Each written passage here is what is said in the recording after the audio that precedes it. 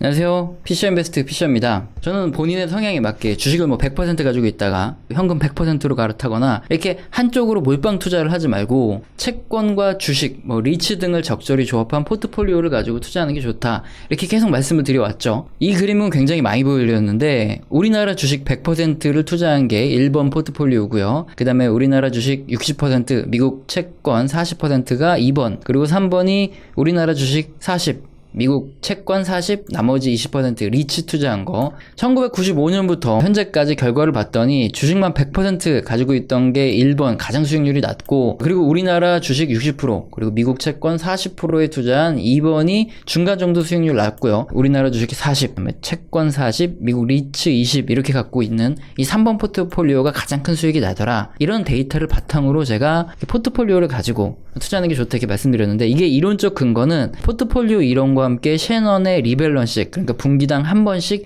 리밸런싱을 한다, 이렇게 하면 이 결과가 나오더라 이거죠. 오늘 이 내용을 또다시 설명드리면 시간도 너무 많이 잡아먹고요, 굉장히 지겹겠죠. 그래서 못 보신 분들은 조만간 제가 이 부분을 또 자세히 한번 설명을 드릴 거니까 꾸준히 제 영상을 시청하시면 분명히 나옵니다. 물론 이제 지금 그림의 이 채권 부분도 미국채 10년물 채권에 투자하라는 게 아니라 최근 국채금리가 굉장히 낮은 상태가 유지됐었기 때문에 국채금리가 올라갈 수 있으니까 단기 채권으로 투자하는 게 좋다, 이런 얘기 많이 드렸죠. 그런데 이 그림은 왜 또 보여드렸냐, 이런 생각이 좀 드실 텐데요. 첫 번째로 제 말 듣고 채권 비중 좀 늘리신 분들은 지금 이렇게 주식시장이 조정이 왔을 때 매수할 타이밍이다, 이게 생각되기 때문에 보여드린 거고요. 성장하는 산업에 속해 있고 우리 미래를 바꾸는 이런 기업들, 그리고 또는 과점적인 지위에 있는 이런 기업이 있다면 그동안에 너무 올라서 못 샀다, 그럼 이런 식의 한번 매수하는 방식도 좋고요. 그럼에도 불구하고 정말 투자를 하다가 한번 깡통을 차봐야 알겠지만 개인이 개별 기업의 사이클도 있고 수급도 있고 굉장히 여러 가지 요인, 그러니까 기본적인 분석 외에도 이런 것들을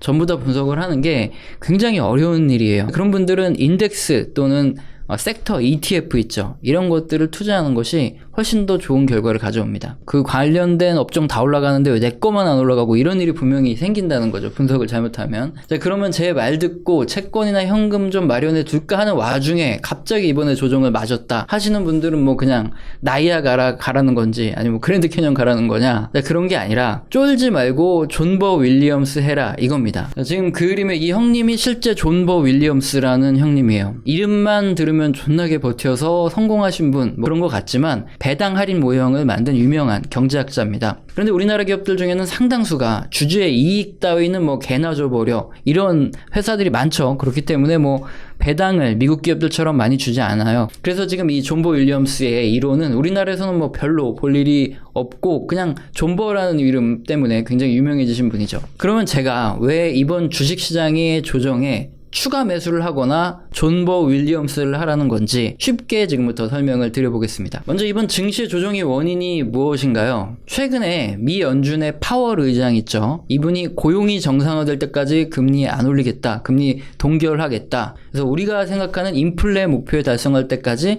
3년이 걸릴 수도 있다, 이런 말 하면서 장기 국채를 투자하는 사람들한테 좀 겁을 줬습니다. 이게 뭐냐면은 지금 장기 국채 금리가 급등하는 이유는 투자자들이 매도를 하고 있기 때문이거든요. 그런데 파월 의장이 얘네들한테 얘기를 한 거죠. 금리를 안 올리면, 그러니까 이제 국채 다시 안 사면 그러다가 크게 손해 볼 수 있으니까 다시 국채 매수해, 그러니까 금리 끌어내려라, 이런 경고를 보낸 거죠. 근데 이제 미 연준은 실제 액션을 취해서 정말로 미국채를 매수한다던가 이러는 경우도 있지만 그냥 립 서비스만 하는 경우가 더 많습니다. 예의주시를 하고 있다느니 아니면 고민을 하고 있다, 이런 얘기를 하는 거거든요. 근데 연준이 가진 돈이 워낙에 많죠. 그냥 찍어내면 되니까, 워낙 막강하다 보니까 그동안에 역사적으로 연준에 덤비다가 골로 간 이런 기관이나 투자자들이 굉장히 많습니다. 그래서 미 연준 의장이 나와서 립서비스 한 번만 해도 엄청나게 막강한 힘을 가지고 이제 국채 금리가 변화를 하죠. 그런데 이게 미 국채 10년물 금리고 요 시점이 25일이거든요. 25일까지만 해도 그림처럼 미국채 10년물 금리가 1.5%를 넘어서 고점을 딱 찍었습니다. 역사적으로 연준의 말이나 돈풀기가 통하지 않는 시점 있죠.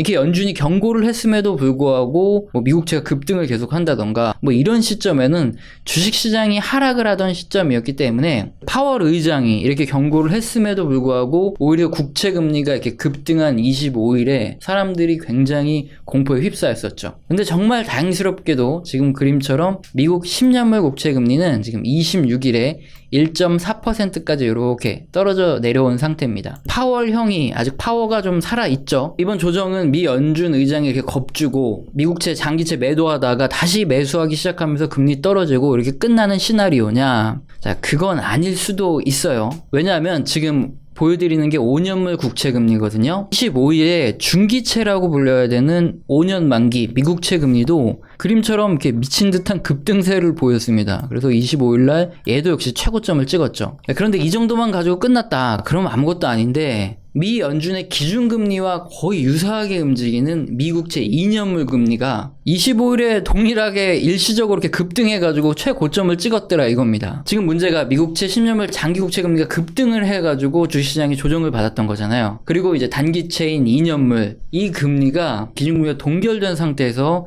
치솟으면 바로 글로벌 자금시장이 미국의 국채에 대한 신뢰를 크게 상실해서 구축 효과라는 게 본격화되었다는 증거일 수 있기 때문이거든요. 이 부분 제가 완전히 쉽게 설명을 드리면 정상적인 환경에서 미국 정부가 국채를 발행해서 자금을 조달하려고 하면 미국 내 기관이나 뭐 은행이라든가 뭐 증권이라든가 뭐 보험 이래들이 매수를 하거나 아니면 외국인들이 입찰을 해서 미 국채를 소화를 해야 됩니다. 그러니까 아직 미 연방법에는 미 연준이 미국 정부 국채를 이렇게 다이렉트로 매수해 주는 거 이거를 가지고 정상적인 경우로 보진 않거든요. 뭐 물론 매수를 해주고 있긴 하지만 그런데 지금 바이든 행정부가 1.9조 달러의 부양안을 통과시키려고 하고 있죠. 그러면은 미국 정부가 약 1.9조의 국채를 발행해야 됩니다. 이때 미국의 기관과 외국인들은 앞으로 미국채가 막 쏟아지겠죠. 그만큼 국채 가격이 더 떨어질 수밖에 없은 이런 상황이고요. 그러면 당연히 기관과 외국인들이 잘 안 살려고 하겠죠. 당연히 이렇게 수요가 줄어들면 미 정부는 국채를 발행하려고 할 때 금리를 더 높여서 발행을 해야지만 투자자들이 돈을 주고 매수를 해주겠죠. 이렇게 정부가 대량으로 국채를 발행하는 바람에 어떻게 보면 신뢰도가 떨어져서 금리를 올려서 발행할 수밖에 없는 이런 상황을 가지고 구축 효과라고 합니다. 그런데 미국 장기채인 10년물 금리 같은 경우에는 원래 기준금리랑 다르게 움직였어요. 만기가 10년이나 남았으니까 투자자들은 시장 상황이라든가 경제 흐름에 따라서 미국채를 사고 팔고 하기 때문에 원래가 기준금리랑 조금 다르게 움직였어요. 근데 만약에 기준금리가 이렇게 제로 상태에 있는데 단기물에서도 미국채 금리가 완전히 다르게 움직인다. 이 말은 사실상 시장에서 미국채를 뭐 단기물이든 장기물이든 간에 상관없이 투자자들이 소화해주기 힘들기 때문에 이건 누가 매수를 해야 되냐?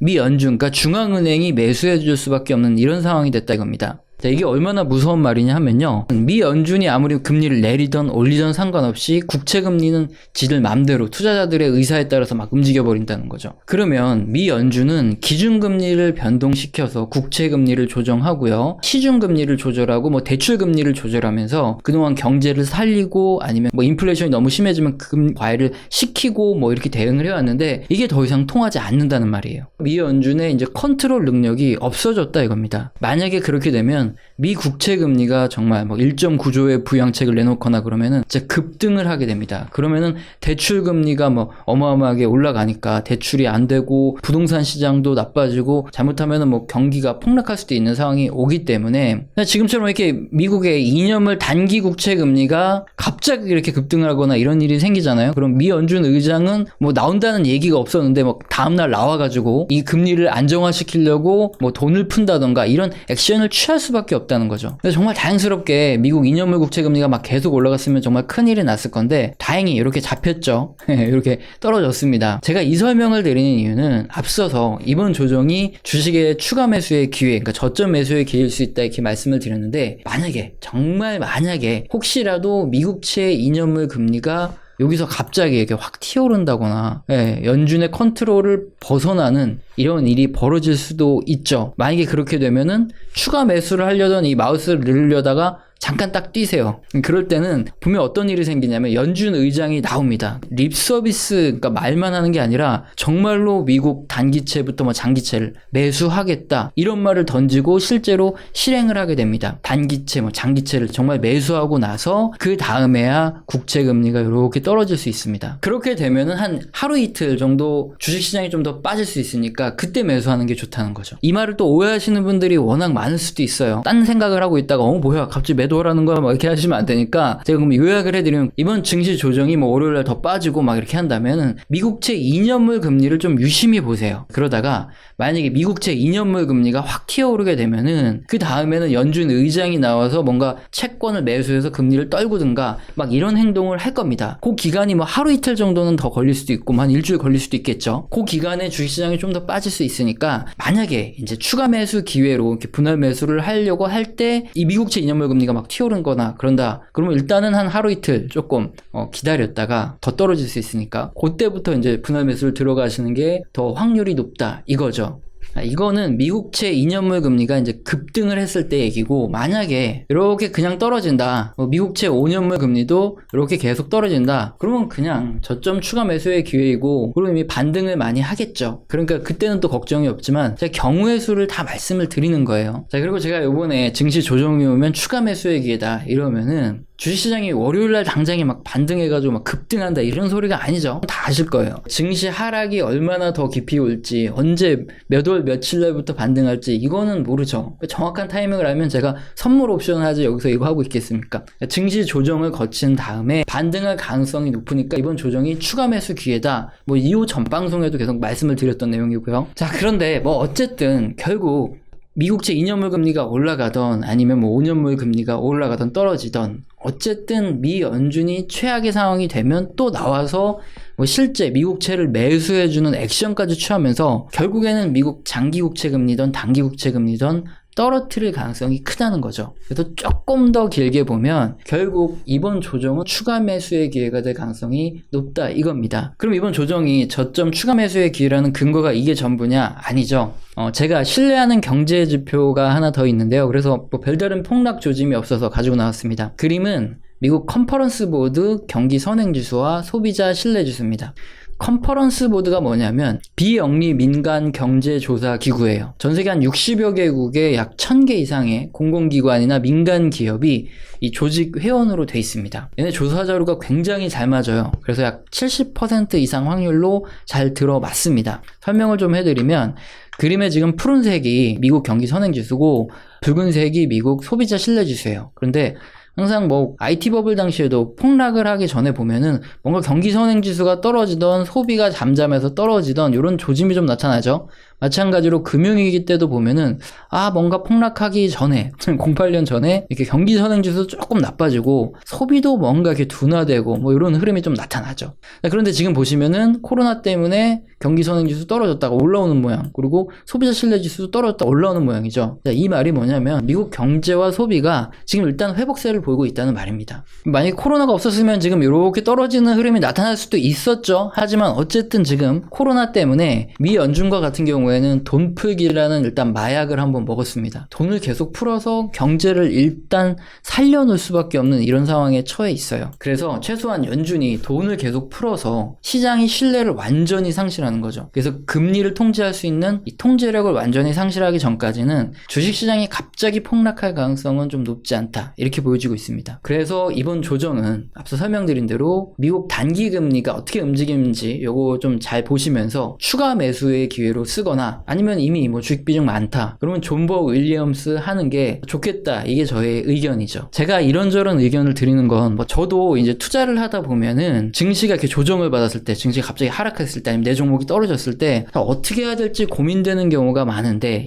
여러 그 전문가들의 의견을 들어보고 합리적인 선택을 내렸던 경우가 많아요. 물론 저도 점쟁이가 아니니까 항상 100% 전부 다 맞추진 못하죠. 그런데 저 같은 경우에는 의견을 제시해주는 사람이 최소한 합리적인 근거를 가지고 의견을 제시한다면 저는 매번 가가지고 그 사람 의견을 들어보고 제가 제 나름대로의 자 어떻게 해야 되겠다 판단을 내리게 되거든요. 근데 제가 이런 의견을 드리는 이유는 저처럼 이렇게 합리적인 선택이 가능하신 분들을 위해서 제가 어려운 내용을 풀어서 쉽게 설명을 드리는 겁니다. 뭐 혹시 당장 뭐 내일 주시장이 오를지 떨어질지 이런 거 맞춰라, 아니면은 어떤 종목 사야 되냐 팔아야 되냐 뭐 이런 거 원하시는 분들은, 그런 분들이 원망은 또 기똥차게 잘하죠. 뭐 욕하고 이런 거. 그런 분들은 유료 있죠. 운영하는 뭐 자문업체들 이런 데 많잖아요. 그런데 가서 보시고 제 영상 보실 분들은 이제 중장기적인 흐름이라든가 아니면은 주식시장이 하락했을 때 아니면은 뭐 올라갈 때 객관적인 근거로 어떤 의견을 한번 듣고 싶다 이럴 때 매번 찾아오시는 이런 분들이 많이 봐주셨으면 좋겠습니다. 오늘 영상도 마음에 드셨다면 구독과 좋아요는 꼭 눌러주시고요. 지속적으로 시청 부탁드리겠습니다. 감사합니다.